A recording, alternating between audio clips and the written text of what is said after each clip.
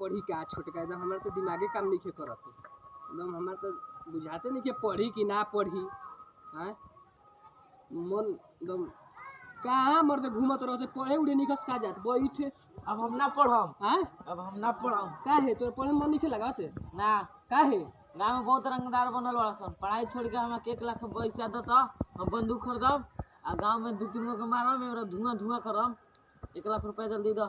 तू अब गोली बंदूक चलेबे। हाँ और पढ़बे लिखबे ना गाँव में बहुत रंगबाज बना तड़ सन 4-5 बहुत उड़ा तड़ सन अपना तोरा के कोनो सतावत का। हाँ हाँ हाँ तो पढ़े में मन नहीं लगत ना का तोरा कितना चाहिए पैसा 1 लाख रुपया देता पहले।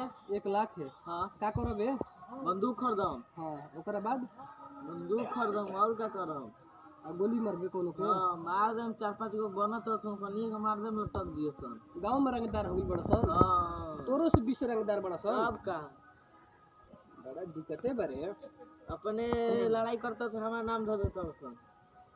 साला चल जीबे मर्डर उडर कर देबे तो भीतर न चल जीबे तोर बेलू होई फेन। बैग हती ना बालिक में जेल में ले दिए सन खिए पिए सन मोटा कर तू ठीके कह तड़े ना बालिक में तू भीतर जीबे तो तुरंत छूट जीबे।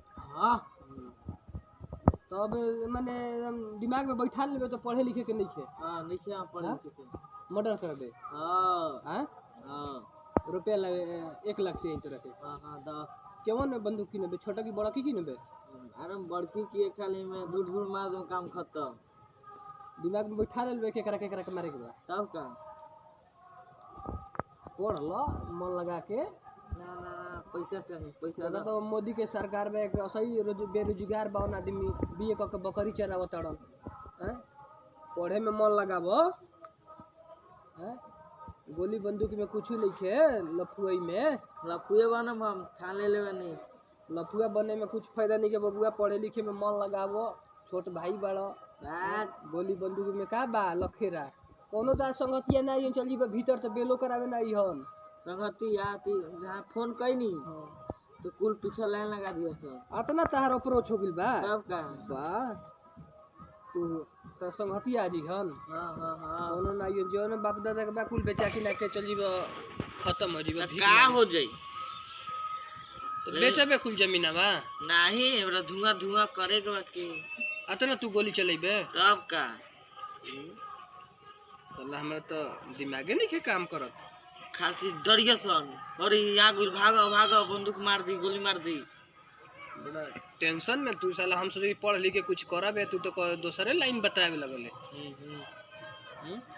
हाँ ना पढ़बे ना रूप तो बाब तनी तोर व्यवस्था कइए दी जोन बुझाई तवन कर। जल्दी आओ जल्दी आओ जल्दी आओ। हेलो दोस्तों ई हंसी मजाक के खातिर बनल बा। कोई के पढ़े लिखे के चाहिए कोई के भाई चाहे भतीजा आ मन लगा के पढ़े के चाहिए हंसी मजाक के खातिर बनल बा वीडियो। आ गोली बंदूक ना अथी करे के चाहिए पढ़े लिखे में मन लगाए के चाहिए आ विकास पर ध्यान देवे के चाहिए। यदि वीडियो पसंद आए तो हमारे चैनल को सब्सक्राइब कीजिए लाइक कीजिए कमेंट कीजिए वीडियो के फाड़ के शेयर कीजिए। थैंक यू मेरे दोस्तों।